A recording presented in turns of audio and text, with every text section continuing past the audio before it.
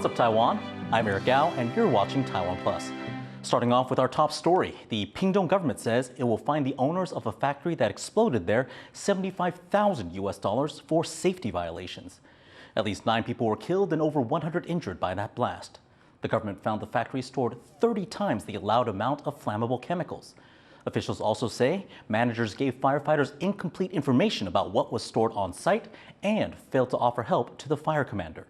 It's believed that no one called the fire department until around 20 minutes after the fire began, and at least one survivor says workers were not told to evacuate. 我所属的位置离那个爆炸点比较远一点，我们想要逃可是没有接到指令。现场有其他的干部在啊，他就叫你们走吧，都没有。5 hikers are in hospital after being attacked by Hornets in New Taipei. One of them is in critical condition. This is the second Hornet attack in the same area this month.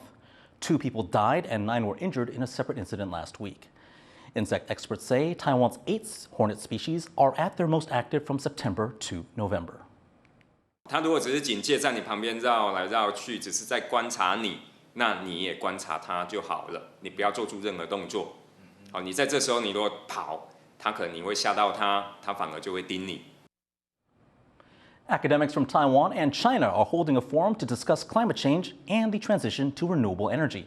Sally Jensen was in Keelung to find out more. Taiwan and China's political relationship hasn't always been easy, but the two countries are putting aside their differences to discuss how to tackle humanity's biggest challenge, the climate crisis. Academics and researchers from both sides of the strait are meeting at National Taiwan Ocean University, with China dialing in via video call to discuss how they can develop renewable forms of energy. And this is really important because China is the world's biggest emitter of carbon dioxide, and Taiwan is one of Asia's biggest emitters per person. So both have a lot to do, and both have committed to very ambitious carbon reduction goals, with net zero targets for China in 2060 and for Taiwan in 2050. Now, they are only discussing scientific and technical research today, no geopolitics here, and NGOs are not involved at today's talks, despite forming the backbone of Taiwan's environmental movement. Both sides hope that today's discussions will be able to facilitate a dialogue so that both countries can help solve the problem of climate change. Ethan Chen and Sally Jensen in Keelung City for TaiwanPlus. A Kaohsiung City Council member has been sentenced for financial crimes. Former Speaker Zheng Liyan has been given 12 years for embezzlement, but she can still appeal. The court says Zheng overreported the number of aides she hired and their salaries, pocketing the difference. Zheng says she is innocent. Her sentencing follows the indictment of fellow council member Huang Mingtai earlier in September. Huang is accused of manipulating stock prices. Turning now to international news, U.S. Senator Robert Menendez says he will fight federal corruption charges against him. Menendez is a Democrat and chairs the Senate Foreign Relations Committee. He's accused of accepting a range of bribes worth hundreds of thousands of dollars. In exchange, prosecutors say he used his power to increase U.S. assistance to Egypt. The New Jersey senator has long been a vocal supporter of Taiwan and has co-sponsored several bills aimed at strengthening U.S.-Taiwan ties in recent years. Despite calls within his own party to resign, Menendez is asking for more time. All I humbly ask for in this moment, in my colleagues in Congress, the elected leaders and the advocates of New Jersey that I have worked with for years, as well as each person who calls New Jersey home, is to pause and allow for all the facts to be presented. South Korea is hosting a meeting between senior diplomats from China and Japan. The deputy foreign ministers of each nation are meeting in Seoul to discuss resuming trilateral summits between the leaders of the 3 countries. These talks were suspended in 2019 after trade, legal, and diplomatic disputes between Seoul and Tokyo. This meeting is also seen as a way for South Korea and Japan to reassure China as those 2 countries forge closer defense ties with the United States. India's border tensions with China have allowed Taiwan to take over as India's main partner for learning Mandarin. But Beijing's messy withdrawal has created problems that Taipei is struggling to solve. Stash Butler reports. Cutting Chinese characters from paper in his New Delhi classroom, Agastya Bose is learning Mandarin the hands-on way. Study of the language in India has suffered ever since border tensions with China boiled over 3 years ago. But with help from his Taiwanese teacher and the app Duolingo, Agastya says he's found a passion. I picked up a little from Duolingo and I really enjoyed it, but then Duolingo crashed and I couldn't use it for some reason, so I decided to learn Chinese as third language. I enjoy it a lot. Agastya's school is at the centre of a countrywide transition. As Chinese companies and learning institutes have pulled out of India, Taiwan has moved in, offering teachers and resources to schools like this one. Facing diplomatic isolation because of China's claim over its territory, Taiwan is using soft power tactics like these to build ties with a global power.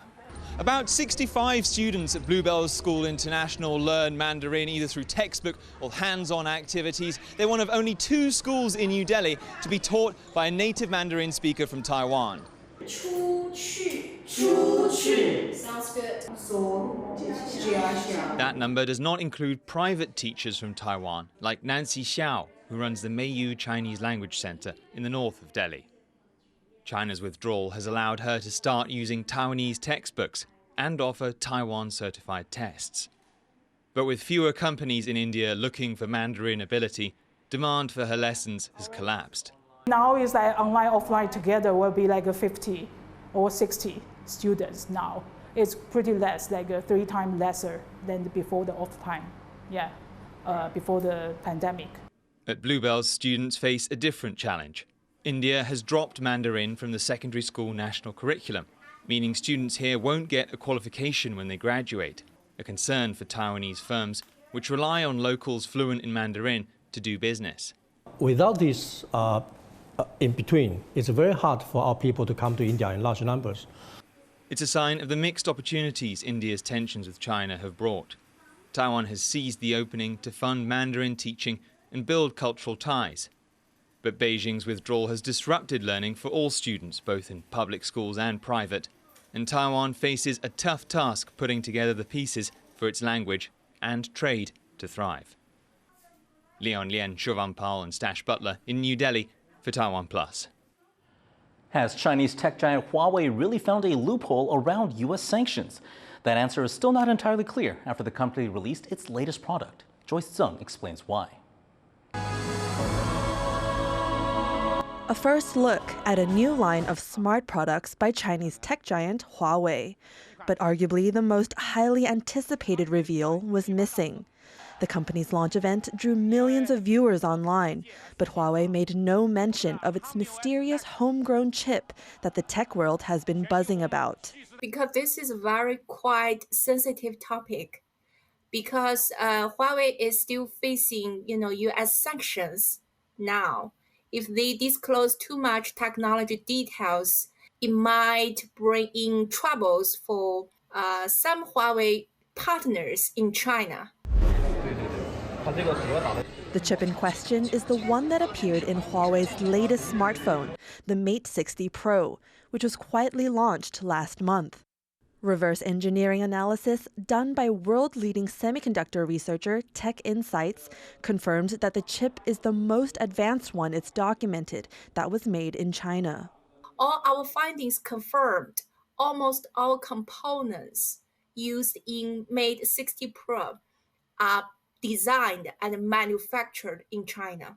Though the 7-nanometer chip is not the most advanced chip on the market, it is competitive.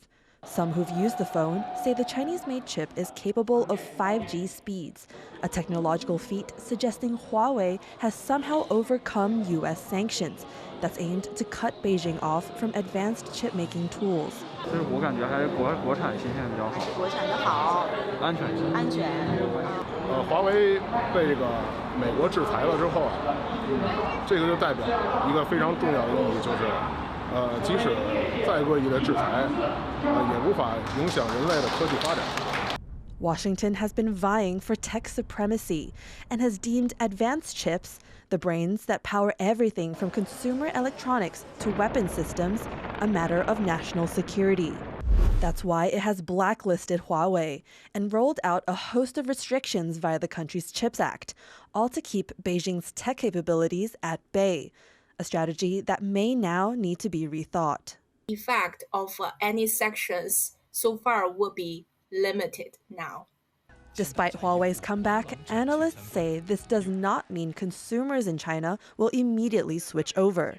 China is the largest iPhone market in the world, and Apple's latest iPhone 15 is likely to benefit from brand loyalty. The majority of iPhone users would gonna stick with iOS system. They would not easily switch to Huawei.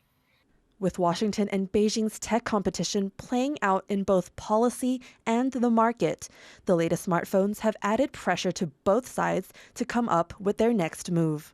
Howard Zhang and Joyce Sin for TaiwanPlus. Taiwan's outlying island of Kinmen is facing the threat of an invasive bird, Peafowl. Our reporter Sandy Chi heads to the island to understand the situation there. In the part of Taiwan that sits closest to China, a stunning sight. These are the peafowl of Kinmen County. Originating in India, the elegant-looking birds were not seen on the islands until 1995. That year, the government imported them to give Kinmen a bit more beauty and color. Little did they know they would one day be considered an invasive species. 金门大概有152平方公里。那如果我们用目前有1500只了，最简单的算法，也就是说平均1平方公里里面有10只，数量是密度是很高的。 In 1999, 14 of these peafowls escaped from a livestock research institute in Kinmen because of a typhoon that destroyed their cage. Since then, they began breeding freely across the islands, causing a lot of problems for local people and local animals. The boom in the birds' numbers has endangered Kinmen's local ecology.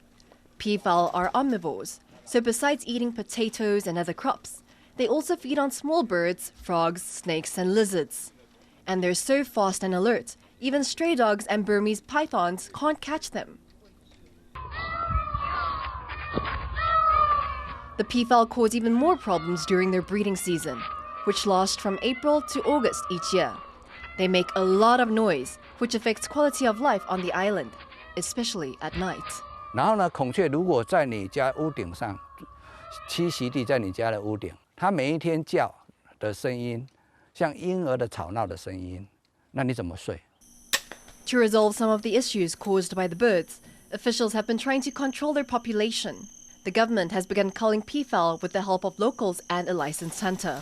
Over 200 are expected to be removed from the wild this year. 我大概移除了大概做这个移除工作大概有5年了，整整5年的时间。那今年的数量特别多，大量移除孔雀，我们是把它经过验收以后送到防疫所去焚化。 Despite the problems the birds have caused for locals, they say the peafowl have also brought some benefits. 孔雀可以吸引观光客，你有这个孔雀，而且数量这么多，自然而然人家就会来想来看。 Some locals have also begun creating new dishes made with peafowl meat. 因为这个食材比较稀有然后再来是这个食材只有在金门才有哦，然后所以我们就想要试着研发看看，然后增加话题性哦。 Conservationists are now looking to balance the harm these invasive birds cause with the advantages they bring. Local hunter Lee says he's working with other animal protection organizations to establish an enclosed area just for peafowl. Though still in the planning stages, he hopes it can be one solution to Kinmen's peafowl dilemma. Alex Chen and Sandy Chi for TaiwanPlus. A young sperm whale was found washed up on the coast near New Taipei. The animal was very weak, and a veterinarian who examined the whale said its chances of recovery were low. The whale will be humanely put down, and an autopsy will be conducted. This latest incident comes after 2 bottlenose dolphins were found stranded on separate beaches in Tainan last month. Researchers say the increase in beachings may be related to recent typhoons. Thank you for watching What's Up Taiwan. Finally, summer is winding down, but these animals at the Rio Zoo still need some help cooling off with some ice during a heat wave there. I'm Eric Gao, signing off.